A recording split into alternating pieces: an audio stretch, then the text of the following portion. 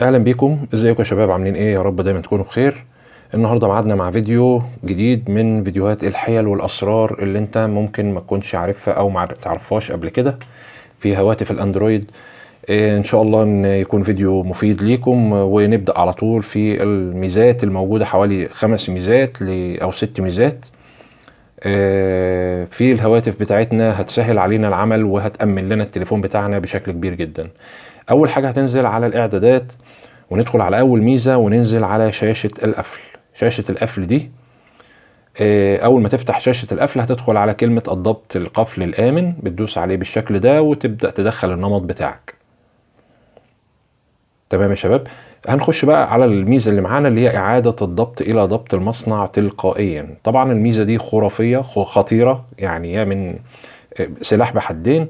هي بتأمن تليفونك لو وقع في ايد حد دخيل او حد غريب عنك، ماهوش يعني حد سرقه، حد كده بيتطفل عليك، بيحاول يدخل النمط بتاع الهاتف بتاعك اكتر من 15 مرة، بيقوم عامل ضبط مصنع لجهازك اوتوماتيك وبيمحي كل بياناتك وبيأمن تليفونك تماما.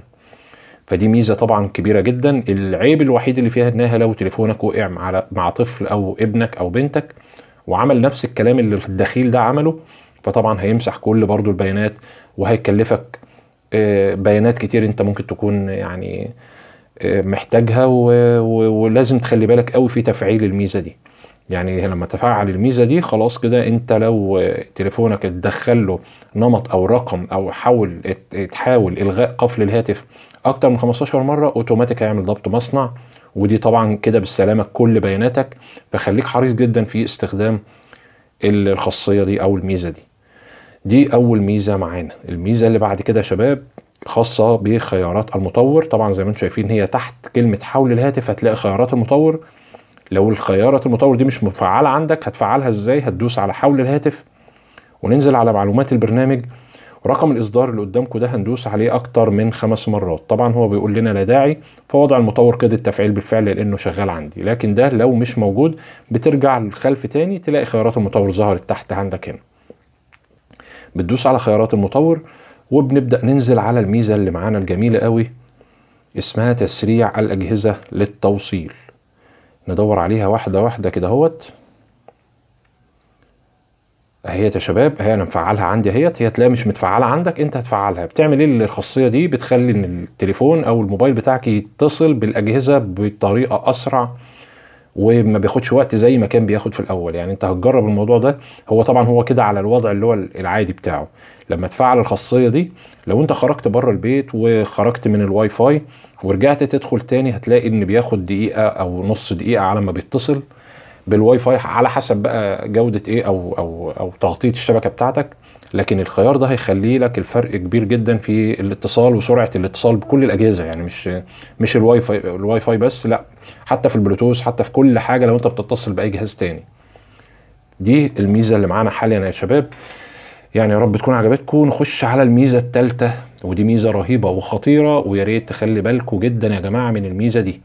هي ميزة رهيبة وخطيرة في نفس الوقت. يعني بتدخل على خيارات المطور وبتلاقيها هي موجودة يعني أول حاجة، يعني 1 2 3 4 خامس اختيار من تحت اللي هو فتح قفل المصنع الأصلي للجهاز. الخيار ده يا شباب مشكلته إيه بقى؟ لو أنت عملت ضبط مصنع لجهازك أو تعمل له فورمات لأي سبب من الأسباب، وانت مش عارف الجيميل بتاعك او الباسورد بتاعك، ده هينفعك في الموضوع ده. ان انت لما بتفعل الخاصيه دي بتدخل النمط كده. خلي بالكم معايا يا شباب عشان ده موضوع يعني تخلي بالك من الميزه دي بتشتغل ازاي عشان ما تعملكش مشكله. ان انت لو انت دلوقتي نسيت الجيميل اللي مربوط بيه الجهاز ده، بتيجي في اجهزه لما بتعمل فورمات بتيجي تدخل على الجيميل فبيطلب الباسورد بتاعك، فانت مش عارف تدخل على الباسورد. يعني دي الميزه دي في حاله، فهو كده بيتخطى طلب الباسورد بتاع الجيميل او دخولك بالجيميل بتاعك. هي دي الموضوع بتاع فتح قفل المصنع الاصلي للجهاز. يعني بيفتح كانه لسه بيفتح لاول مره، معلهوش جيميلات، معلهوش حسابات، معلهوش اي حاجه. فتخلي بالك كويس قوي من الميزه دي علشان ميزه خطيره جدا جدا. الميزه الرابعه يا جماعه معانا اللي هي خاصه بالحفاظ على اداء البطاريه. هتفرق معاك بشكل كبير جدا، وهي عدم الاحتفاظ بالانشطه. هندور عليها كده بالراحه. ننزل تحت كده وهندور على عدم الاحتفاظ بالأنشطة.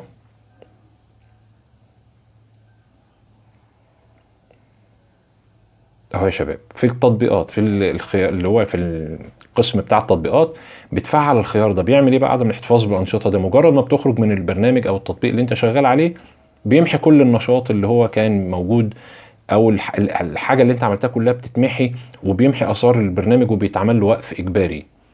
بيتعمل وقف اجباري للتطبيق بحيث ان هو ما يشتغلش في الخلفيه ويبدا يسحب منك في البطاريه. دي الميزة الرابعة. طيب الميزة الخامسة اللي معانا بقى يا شباب برضو تبع الاحتفاظ بنشاط البطارية وأداء البطارية، في الاختيار اللي تحتيها على طول حد العمليات بالخلفية. هو مظبوط عندك على الحد العادي، ولو لقيته مظبوط على 3 أو 4 لا أنا بوصيك بإنك تخليه عملية واحدة بحد أقصى. هيوفر معاك كتير كتير كتير في استهلاك البطارية يا جماعة. مش يعني تحس بفرق كبير في ان البطاريه تدوم معاك لفتره اطول بعد ما تعمل الخطوتين دول. وده كانت الميزات اللي معانا بتاعه الهواتف الاندرويد. ميزات جميله، ويا رب تكون استفدتوا من الفيديو. بشكركم وان شاء الله نتقابل الفيديو الجاي.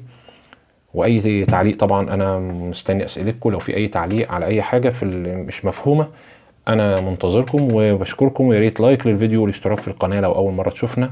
شكرا ليكم، السلام عليكم ورحمة الله وبركاته.